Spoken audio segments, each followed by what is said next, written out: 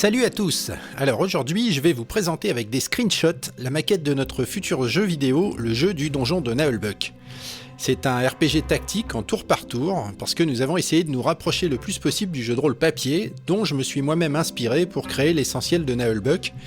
Il y a donc de l'exploration, des dialogues et de la baston. Et puis quelques autres trucs quand même. Le projet existe depuis quelques années et le jeu est développé par le studio Artefact en France, en collaboration avec Nomad Film, le producteur de notre série animée.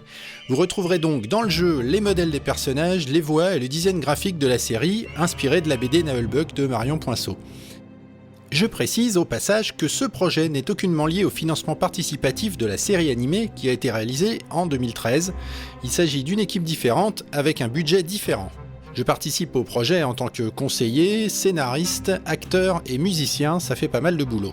Dans ce jeu, prévu sur plusieurs plateformes, nous allons vous proposer de visiter le donjon de Naheulbeuk de fond en comble, avec une équipe prédéfinie comportant les aventuriers que vous connaissez déjà. Vous voyez, ils ont l'air aussi intelligents et compétents que d'habitude. Ces personnages vont gagner de l'expérience, des niveaux, des aptitudes et du matériel au fur et à mesure que vous arrivez à triompher des embûches de l'aventure, parce que c'est vous qui allez diriger ces baltringues.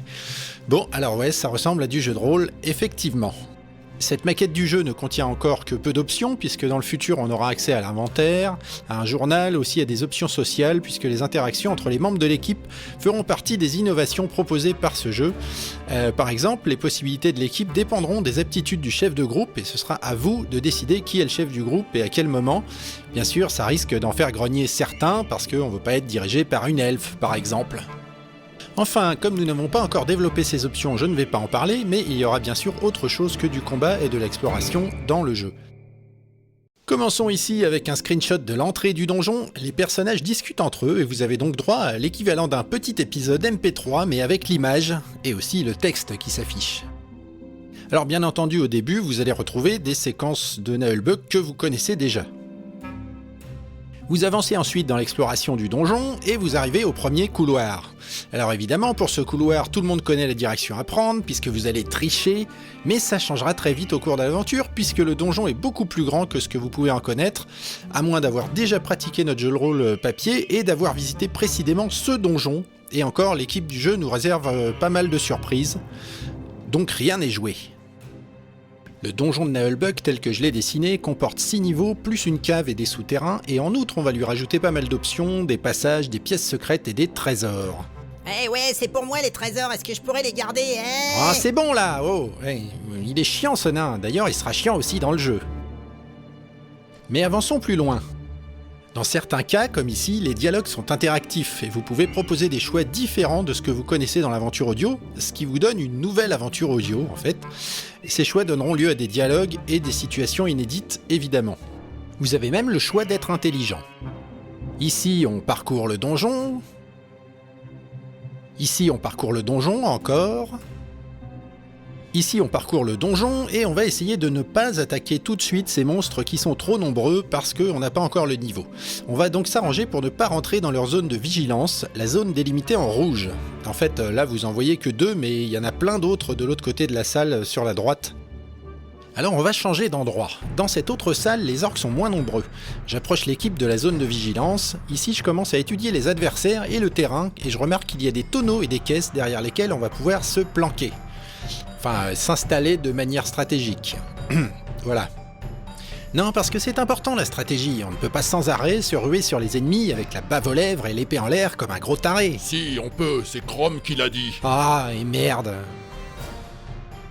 Nous y voilà, j'ai marché dans la zone de vigilance. Alors en début de combat, le chef du groupe va positionner tous les membres de l'équipe avant le commencement des hostilités. Donc ici vous pouvez voir que je déplace la magicienne à l'arrière, et je ne vais pas tarder à faire la même chose avec l'elfe. Le voleur est déjà planqué derrière un tonneau, ce qui lui permettra d'en faire ensuite le tour pour frapper lâchement son adversaire grâce à la ruse. Ça c'est pour les mauviettes. Ici nous sommes dans une autre salle avec un autre positionnement, parce que les ennemis sont capables d'attaquer à distance, ce sont des mages, alors il faut utiliser au mieux les options de couverture, et bien sûr essayer de les frapper vite et fort pour qu'ils décèdent rapidement. L'elfe est donc planqué derrière un bloc de pierre bien pratique. J'ai mis le nain en première ligne parce qu'il a pas mal d'armure et avec son copain le barbare, il va tenter d'abattre le boss avant que celui-ci ne lance son premier sortilège et c'est pas gagné car le boss est 4ème dans l'échelle d'initiative. C'est la petite échelle que vous voyez à gauche avec les portraits. Dans cette salle, j'ai engagé le combat avec les orques et mon barbare vient de réussir un magnifique poutrage à l'épée sur l'orque du milieu. C'est un coup spécial tout simple de niveau 1 que nous avons sobrement appelé baston. Les gens qui connaissent notre jeu de rôle gratuit retrouveront à tous les niveaux du jeu des coups spéciaux, des sortilèges et des actions connues. Vous remarquerez que l'elfe, la magicienne et le voleur sont positionnés à l'abri des épées des gros bourrins. Oui, mais ça ne va pas m'empêcher de me faire quicher la tête si jamais les orques se déplacent. Mais ça, c'est la vie d'aventurier, hein. C'est un peu dangereux quand même. Dans cette autre salle, un peu plus tard, le barbare vient d'étaler un orc à lui tout seul, et il est bien content parce que ça va faire plaisir à Chrome. Alors du coup, ça c'est juste son screenshot pour crâner. Sur mon premier combat, la magicienne vient de réussir un tourbillon d'oisa sur 2 orques. Alors là, il faut faire attention parce que vous pouvez aussi toucher vos équipiers. Et oui, c'est comme dans la vraie vie. C'est plutôt grave parce que le tourbillon retire des points de vie et en plus, il vous assomme pour un tour ou 2. Donc si c'est vos amis, eh ben c'est dommage. Ici, on voit comment on peut prendre sournoisement l'avantage sur des orques qui ont déjà été assommés précédemment. Ça peut être par un sort ou un coup spécial. La présence d'un ou plusieurs membres du groupe dans la zone de combat d'un ennemi, ainsi que la façon dont ils sont tournés, va renforcer les chances de réussite sur les attaques des alliés. On peut le voir ici avec l'ogre et le barbare qui offrent un bonus de toucher à cette magnifique boule de feu que l'orque va se prendre en plein dans la poire. Bien fait. Un autre exemple ici avec les icônes de soutien du nain et du ranger qui sont sur le flanc, qui s'affichent alors que le barbare va frapper dans le dos cet innocent sorcier stagiaire. Bon, c'est un sorcier de Zangdar, alors innocent, faut voir.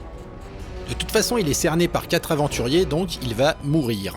Ses parents lui avaient pourtant dit que c'était pas sain de travailler pour Zangdar. Dans ce combat, l'elfe et la magicienne étaient planqués derrière des tonneaux pour profiter d'un bonus de couverture qui pouvait leur éviter de se faire cramer par les projectiles du sorcier. Enfin, celui-ci avait déjà bien du mal à s'en sortir vu qu'il était au contact avec l'ogre, et ça c'est généralement pas bien. L'ogre est assez maladroit, mais quand il arrive à toucher, ça fait très très mal. Voilà, c'est ça. En plus des attaques, vous avez parfois des aptitudes spéciales, comme celle du ranger, la stratélique. En effet, c'est en observant un type d'ennemi avec attention que le ranger peut aider votre équipe à augmenter vos chances de toucher. Vous débloquerez aussi peu à peu le mystérieux menu qui cache les scores et les aptitudes des ennemis, donc c'est vraiment sympa. En plus, c'est lui le chef du groupe, alors... Après, ça dépend aussi de vous, si vous préférez que ce soit l'elfe, c'est votre problème. Par exemple ici, à droite dans l'onglet du sorcier stagiaire Galayad, le ranger a déjà réussi une fois la stratégique et donc on peut lire le score de vie et le score de mana, qui sinon sont cachés évidemment. Donc ça sert à quelque chose d'être intelligent. En analysant une fois de plus l'ennemi, on peut connaître aussi ses dégâts et son score d'armure, et ainsi de suite.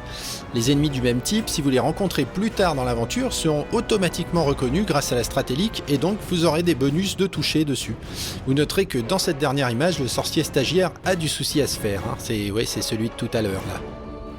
À moins d'être vraiment très très malchanceux, on peut tout de même considérer que 4 aventuriers attaquant un adolescent boutonneux en robe de chambre et à moitié crevé ont des chances de triompher, tout de même non négligeables. Mais la malchance, ça existe. Dans le jeu de rôle papier Naheulbeuk, comme dans l'aventure, rien n'est jamais écrit d'avance. C'est pourquoi vous avez des échecs et des échecs critiques, ainsi que des réussites et des réussites critiques. Ici sur cette image, le voleur vient de frapper un orc guerrier à la jugulaire et l'a envoyé dans l'enfer des orques, où ça sent les pieds et où on bouffe de la soupe au gras de mouton. Ça ressemble d'ailleurs vraiment à la vie normale pour les orques. Dans son portrait à droite, vous pouvez voir que son image est maintenant bleue, parce qu'il est mort, et ça va faire des frais pour Zangdar. C'est pas ça qui va aider Revax à améliorer sa collection de robinets en tout cas.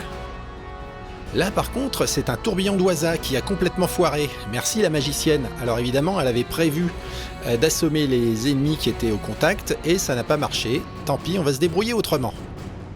Dans ce jeu, vous aurez parfois de bonnes idées, mais le hasard sabotera votre stratégie. Et oui, c'est comme ça.